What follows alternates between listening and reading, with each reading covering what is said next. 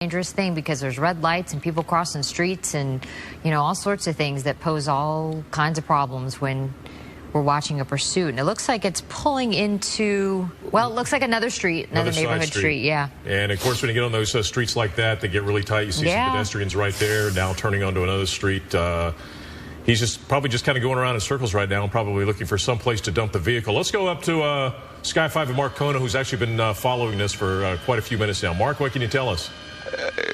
Glenn and Jessica, yeah, we just came up on this about a minute ago here. This is a stolen vehicle, a van, a white cargo van here that was reported stolen out of the South LA area just minutes ago. Now, we actually caught this van as you guys were coming to our picture when it was northbound on the 110 freeway. Now, for a time, this thing was going southbound on the 110 freeway. This initiated right near the Coliseum. So just to give you an idea where we are going here, we are northbound on surface streets here, just kind of paralleling the 110 freeway on the west side, heading back over towards the original area where this pursuit began. And now he's just collided with a car as well as a Central Division officer of the LAPD here. Now he is backing up. It looks like he is trying to evade arrest here. We will see what he attempts to do. It looks like he's going to be making his way southbound. He was just northbound on that very street. Now he's going southbound. It looks like he's made his way out of that particular ahead of him here. He's going to be coming up on that interchange right now. And as you can see, there he is. He's just collided with a vehicle here. He's just collided with cross traffic here right at the intersection of Washington. And so police units are behind him. He's going to try and get away here. And does he? He sure does. Oh, my gosh. So now he's going to be eastbound on Washington. He somehow, wiggles his way out of in front of him. Basically, cars that are getting off the freeway, he's going to try and shimmy around on the right shoulder there. It looks like he's, he's just kind of pushing cars out of the way, trying to get through. And, other cars don't want to get involved in this, and so they're going to move out of the way. And that seems to be the case. He's made his way to the front of the line and just passed all of those cars who are waiting to move off the freeway here. So now he's going to be, he is westbound on Jefferson, just on the north side of the campus of USC, and I believe he's going to be coming up on Vermont, and he is now kind of shimmying through traffic there, and he might have collided with a couple of those cars here. Now southbound on Vermont, just on the west side of the campus of USC now, and again, this guy just has shown us that he will do absolutely anything necessary to evade capture here. And you said you saw him on the cell phone earlier. He was messing around with something when you zoomed in there. But, you know, another thing that no one knows is whether this person's armed.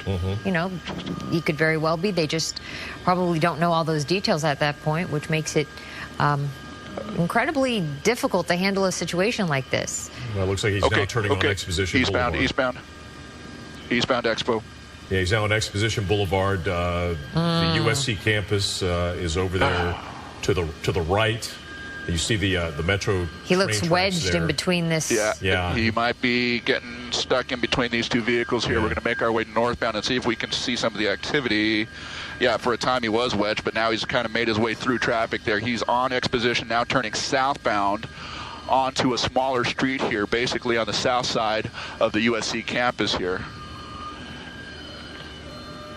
All right, he's coming up on the Coliseum on the west side. Go ahead. No, you just hate to see it around the campus, too, because so many students are out walking to and from class. Well, there's that one intersection in Jefferson, and you can see, as a matter of fact, you can see the LA Coliseum right there. He's inside of Exposition Park right now. The Coliseum on the one side, the soccer fields, and he's going by the old swimming pool from the '32 Olympics. Now he's off of that property, and he's down in side streets, down in South LA now, south of the Coliseum. And these are some tight streets, and now, again, you got to start worrying about pedestrians. And it really doesn't appear to have caused any difficulty with operating this vehicle with all the damage that this van has sustained at this point. You would think it would be a lot more difficult. Well, he came around that one corner we saw earlier and slammed into the black and white unit and another vehicle head on. And hit him really hard, backed up, took off. Tower TV5. And went through that other intersection and, hit that SUV just a couple of minutes ago. And again, it looked like that was going to be the end of it.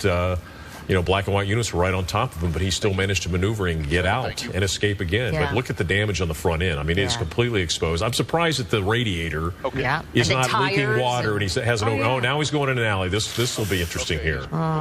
That could lead to a dead end or something. And Also, for those of you who don't know, Mark Kono is flying a helicopter, and he's also talking to air traffic control and keeping out of the way of LAPD that's in the sky and all sorts of things. So he's juggling many things as well. That's what you're hearing. Okay, back northbound as well. Back northbound. Well, it looks like he may be slowing down. Yeah, I think back northbound. It looks like I think this pursuit is starting to take. It looks like this guy is basically. Go ahead. It looks like this guy is basically in the same general vicinity where this all kicked off about half an hour ago. He's kind of been circling a couple of. Wow! Almost came up on crash traffic there, and wow, we almost had another collision there. My goodness, he is basically eastbound approaching the Harbor Freeway at this point. But this is basically the general vicinity where this all kicked off, and so this may be an area of familiarity to this guy here. And as he comes up to that intersection up there, Figueroa, there are a couple of officers waiting there, and he just got spike stripped. I believe he may have been spike stripped there. Hopefully they got him, and that might help to disable this guy's car. But here he is back now eastbound on the major street there, and so yeah, this is logically this seems like an area of familiarity because this is the same general vicinity where this all kicked off, and this is kind of where he's returned to. So here we are traveling through some commercial and residential areas at a very high rate of speed. So we will kind of follow this around and see what this guy does.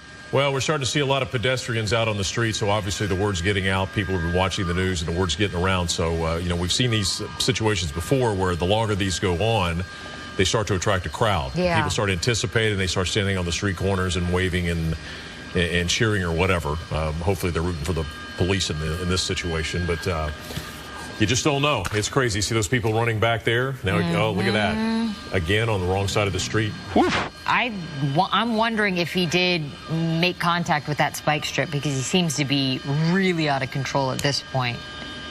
Well, I don't see the tires, but the tires aren't smoking. You don't see the tires smoking, so now he's going down. Looks like another coming through an alley northbound. Now he's going to be making a right-hand turn off to the east. He's going to be coming up on some traffic here, some LAPD traffic waiting at the intersection. Now turning southbound. And you hate to anticipate how this is going to end because this is a guy that's not going to go easy. Yeah, you know. Okay. Mark, you think at almost some point that one of the an officer at one of these intersections would try to T-bone him? Well, you know what, Glenn? I don't know about that.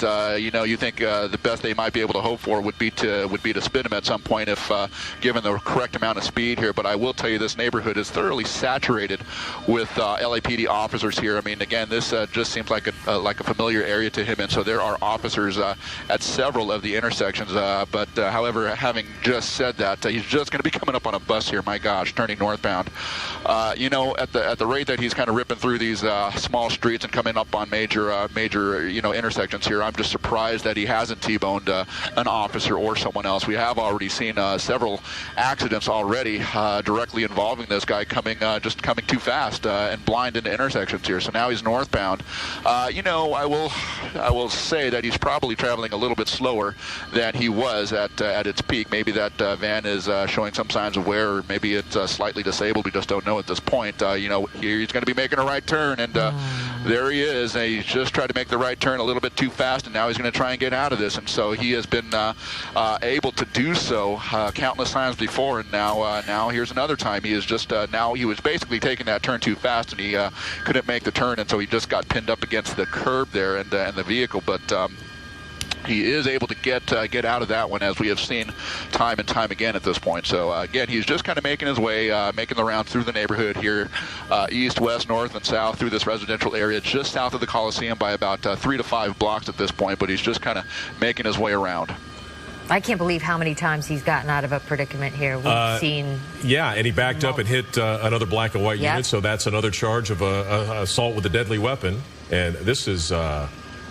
It's just amazing he's lasted as long as he has. It really is, considering the damage to that vehicle, and he just continues to go. And that they can't corner him in. They're so close every time, and he gets away. Well, it looked like they were going to try a pit maneuver that intersection a couple of, about 30 seconds ago, but there was another vehicle sitting there, so there's no way they could do that.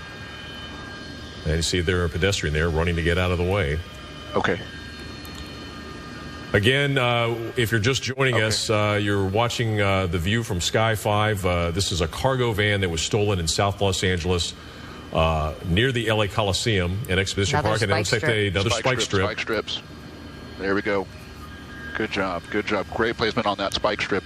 As he was coming around that intersection, they laid down the spike strip, and apparently he ran right over it. So this vehicle does seem to be moving a little bit slower, although having said that, he is trying his very best to get away and evade capture at this point here. Several officers of the LAPD are stationed around the neighborhood here, and given the fact that they were able to lay down spike strips at that particular intersection, tells us that he has been kind of making the rounds through that same intersection. So they are not able to predict his moves so much, but they know that he is kind of working his way around this same neighborhood. So by that, they have been able to lay down those spike strips and hopefully do a little bit more damage to the van and hopefully bring this to an end.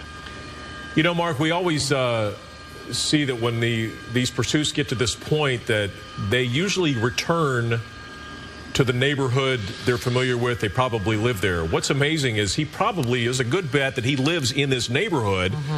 But he also committed a crime in the same neighborhood. He stole a van. I mean, somebody's probably going to know him and turn him in for the stolen vehicle if he'd have gotten away with it. It seems like you would have committed the crime, you'd go to another neighborhood.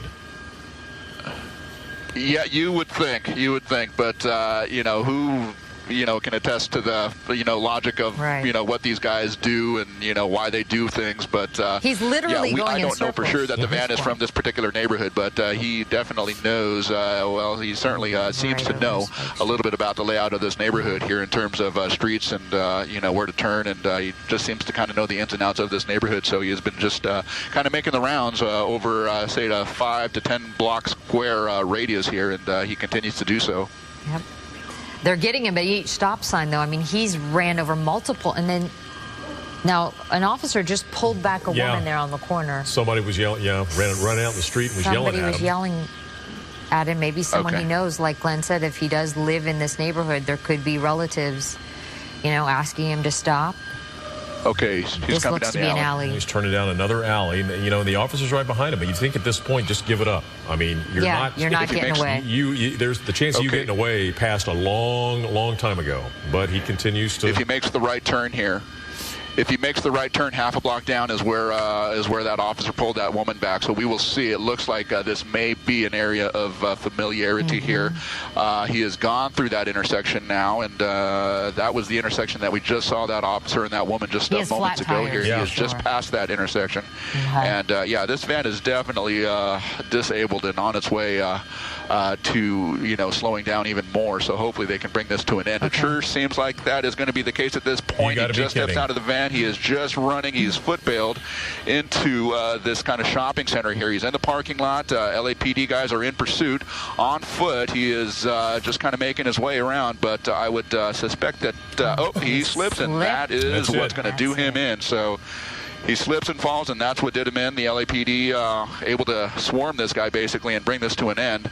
Wow, what an amazing pursuit, my goodness. Well, it doesn't look like he's given up very easy. I mean, we've got, let's see, 1, 2, 3, 4, 5, 6, 7, 8, 9.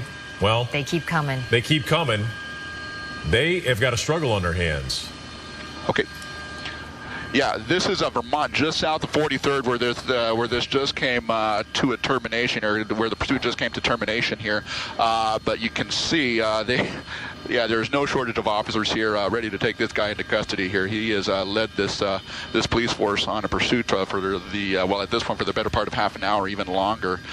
This pursuit basically started right in this general neighborhood here, and that is where it ends. But this is on Vermont here, just south of 43rd, and this is going to be tied up for quite a while for the investigation here. But there you go. This suspect, this stolen vehicle suspect, has now been taken into custody. Okay, Mark Kono up in Sky 5, and look at him. He's actually laughing.